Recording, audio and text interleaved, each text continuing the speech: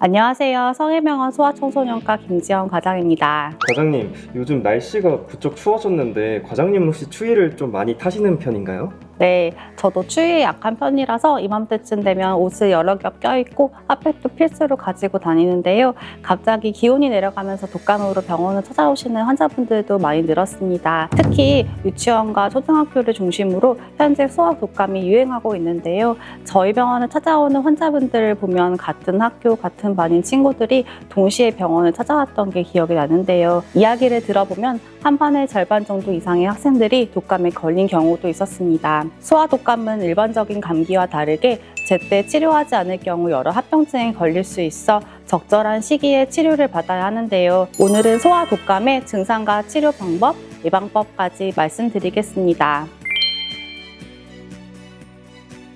어린아이들의 경우 체중이 적고 면역 체계가 아직 완성되지 않았죠. 따라서 독감에 걸리면 성인에 비해 더욱 급격하고 다양한 증상이 나타나게 됩니다. 우선 성인과 마찬가지로 고열, 근육통, 기침 등의 독감의 전형적인 증상이 발생하게 됩니다. 특이한 점은 이와 함께 소화기 증상이 동반이 되는 경우도 많이 있는데요. 갑작스러운 고열, 기침, 콧물과 함께 구토, 설사, 복통 등의 소화장애를 겪을 때에도 독감을 의심해 보아야 합니다. 체중이 적고 뇌 발달이 아직 미성숙한 영유아에게는 심한 고열로 인한 열성 경련도 발생할 수가 있습니다. 말 그대로 고열로 인해서 팔다리 혹은 전신에 발작 증상이 나타날 수가 있습니다. 아이가 경련하는 모습을 보시면 대부분의 부모님들이 매우 당황하실 텐데요. 보통 당황하셔서 팔다리를 주무르는 등의 조치를 취하시는 경우가 있는데 이것은 크게 효과가 없고 보통 2에서 5분 이내로 경련을 멈추기 때문에 그 이후에 해열제를 먹이는 등의 조치를 취하는 것이 좋습니다.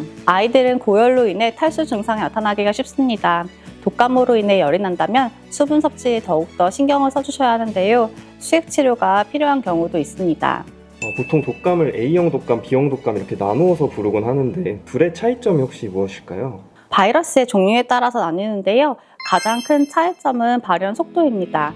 A형 독감은 증상이 매우 빠르게 나타나는 반면에 B형 독감은 좀 더 증상이 완만하게 나타나기도 합니다. 증상 역시 A형 독감이 더 세게 오는 경우가 많이 있고 A형 독감이 전파력이 더 높아서 더 쉽게 유행하게 됩니다.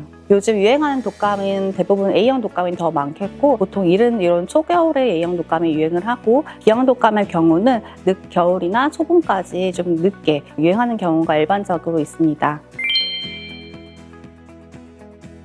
학령기 전 혹은 초등학교 저학년의 경우 본인의 증상을 제대로 표현하지 못할 수 있습니다. 따라서 부모님들이 아이의 증상을 잘 확인해 주셔야 하는데요. 아이가 독감에 걸린 경우 병원에 방문해서 항바이러스제를 처방받아 복용하는 것이 가장 기본적인 치료 방법입니다. 중요한 것은 증상이 시작된 지 만 48시간 이내에 치료가 시작돼야 효과가 있다는 것입니다. 만약 약을 잘 먹지 못하는 아이의 경우에는 주사로 투여할 수도 있고 고열로 탈수가 심하다면 수액 치료를 병행하기도 합니다. 가장 중요한 점은 충분한 수분 섭취와 휴식입니다. 미지근한 물이나 보리차를 자주 먹이는 것이 회복에도 도움이 됩니다. 소아 독감을 방치하게 되면 폐렴, 중이염, 심근염 같은 합병증이 발생할 수 있기 때문에 조기에 병원에 방문하셔서 치료를 받는 것이 중요합니다.